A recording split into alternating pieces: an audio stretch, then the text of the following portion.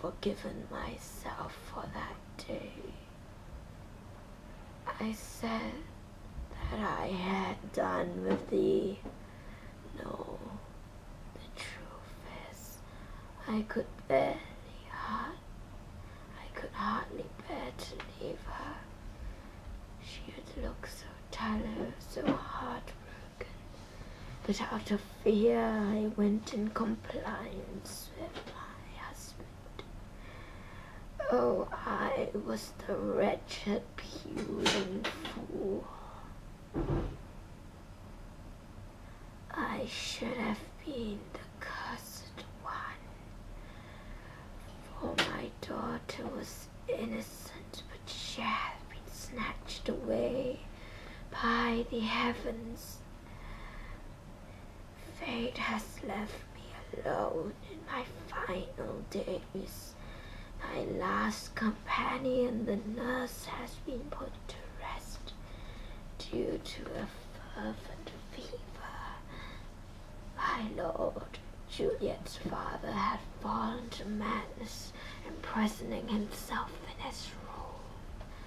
I am left alone in my final days, to die lonely, without the comfort of my sweet smiles and conversations. Some of the final thoughts of my daughter are recorded in this letter. Dearest Lady Mother, by now you would have heard from the nurse that I have gone to Friar Lawrence's cell to make confession and to be absolved for displeasing my lord. However, this is not the truth. As much as the risk of thou finding the letter before the time is right and is high, I shall not sin further by keeping the truth hidden. Oh, at that moment my words of ambiguity hath confused thou into thinking that I wept only for my cousin's death. No, I wept more for Romeo, the banished renegade that you thought me so displeased with.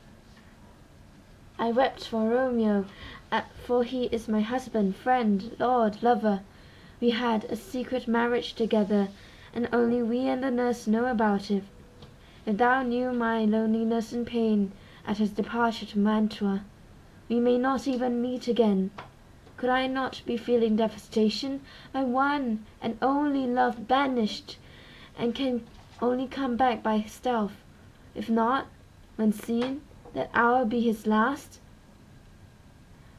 I was in such a state of shock when you told me my father's decree to send me to marry the County Paris early next Thursday morn at St. Peter's Church. It was so hasty and rushed. I wondered if my lady or my lord had actually spared a thought for my feelings. I felt like a trade for gold, silver, or gems and rubies. Am I, thou daughter, only worth so much? Yet thou and my lord are not to blame. Nobles can never find their true love, married only for political reasons. Even the nurse has advised me to marry with the county. She who hath once praised Romeo so much has now compared him as a dish-clout to Paris. Ancient damnation! What feelings but betrayal and helplessness fill my broken heart? Oh, my sweet mother, you casted me away, just as my lord did, beseeching on my knees, begging for something to be done, but still thou walked away, ignoring my pleas. Do as thou wilt, for I have done with thee. Who could I have confided in now that my own mother hath made such a statement? Who could I rely on to give me a solution to my problem? How I miss the days when we smiled together. We watched the dragonflies fly in tandem. We sang the same melody, and our fingers entwined as we sauntered through the orchard. Have those days faded away into the darkness, where it cannot be retrieved?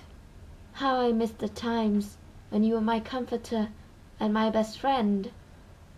The doll thou hast sewn for me, I still keep it, but I shall look at it no more, for it was a token of your love, and your love for me is gone. Farewell to the happy times we had together. I will savor them again when I have finally recovered your favor. But maybe those happy times thou hast provided me with but were nothing but thy obligations, which I had mistook for love. Juliet Capulet.